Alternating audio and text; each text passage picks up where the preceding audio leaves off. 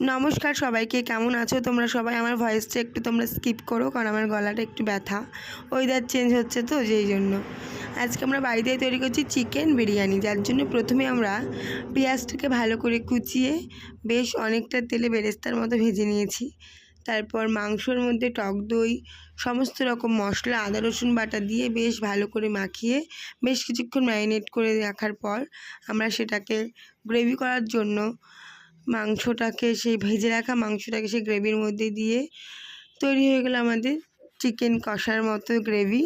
তারপর সেটাকে আমরা দমে দেওয়ার জন্য তৈরি করব। মাংসটাকে দেওয়ার পর গামলায়, বা তোমরা যে যেরকম পাত্র ইউজ করতে পারো, আমরা গামলা ইউজ করেছি একটু বড় ধরনের। তার উপরে সমস্ত রাইসটাকে দিয়ে, তার উপর বেরেস্তা, একটু ধনিয়া পাতা, একটু ঘি, সমস্ত কিছু দিয়ে, তার উপর আটা দিয়ে একটুখানি সাইডটা ফোল্ড করে বেশ 20 থেকে 25 মিনিট পর্যন্ত আমরা দমে রেখেছি। ভিডিওটা কেমন লাগলো জানিও। আমাদের বিরিয়ানি কমপ্লিট। কে কোথা থেকে দেখছে কমেন্ট করো।